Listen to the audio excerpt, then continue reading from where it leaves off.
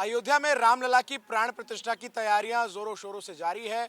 इन सब के बीच आज से अयोध्या में राम कथा की शुरुआत हो रही है और न केवल अयोध्या बल्कि उत्तर प्रदेश के तमाम जिलों में राम कथा जो है वो करवाई जाए, इसके लिए मुख्यमंत्री योगी आदित्यनाथ की तरफ से निर्देश दिया गया है। हमारे साथ बातचीत करने के लिए धर्मदास जी महाराज जी मौजूद हैं। महाराज जी, राम कथा की आज से शुरुआत हो रही है, अयोध्या में प्राण प्रतिष्ठा है 22 को।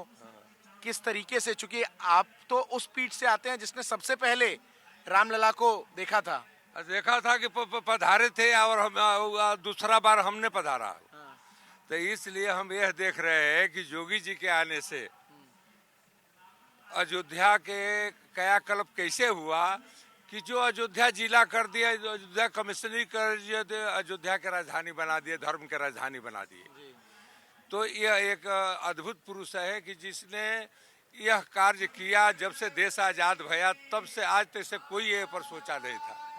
जितने मुख्यमंत्री आए, चाहे गोविंद बल्लभ पंत से लेकर के और अखिलेश तक, कोई इस पर नहीं सोचा कि अयोध्या के धार्मिक नगरी इसको विकास किया जाए। लेकिन हनुमान जी के कृपा से योगी जी आए तो इस पर ध्यान दिए और कोर्ट से भी निर्णय हो गया। सारा काम बढ़िया होने जा रहा है। महाराज जी, एक सवाल मैं आपसे विशेष तौर पर जानना चाह रहा था, पूछना चाह रहा था। 22 को प्राण प्रतिष्ठा है और प्राण प्रतिष्ठा जिनके निर्देशन में होगा वो अयोध्या से बाहर के पंडित पुजारी हैं। ऐसा है नहीं कि कहीं के पुजारी नहीं, सब सनातन सर्व संस्कृति के पुजारी है लोग। आज देख निर्देशन में किसी को होगा, लेकिन भगवान के पूजा यहाँ के अयोध्या के परंपरा के हिसाब से बाबा अभिराम दास जी जिस प्रकार से पूजा कर गए, जिसे हनुमानगढ़ी में जिसे पूजा होता है वो सही पूजा व्यवस्था होगा। ये करने से कुछ नहीं होता है। यहाँ पर भगवान बैठे हैं, सब अपन व्यवस्था कर रहे हैं। शुरुआत में आपको कुछ आपत्ति थी कि अयोध्या से किसी संत का चयन क्यों नहीं हुआ?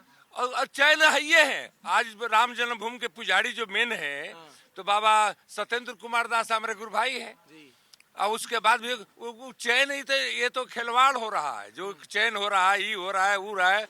पुजारी के चयन नहीं होता है। वो पुजारी को पुजारी के कर्म किया जाता है तब पुजारी होता है, चयन से नहीं होता है। तो ये जो चयन हुआ है और उनको ट्रेनिंग ये सब दी जा रही है, ये तो ट्रेनिंग दिया जाता है, संस्कृति के ट्रेनिंग, अपने सभ्यता के ट्रेनिंग दिया जाएगा। तो ट्रेनिंग देने वाले को भी, जो ट्रेनिंग दे रहा है उसको भी ट्रेनिंग होता है, तब वो आकर ट्रेनिंग दे रहा है। कुछ साधु संतों ने आपत्ति जताई कि राम जता रहे हैं कि रामलला एक सेवा के व्यवस्था है, परंपरा के व्यवस्था है, नहीं कि वहाँ पढ़ाई और लिखाई की व्यवस्था है।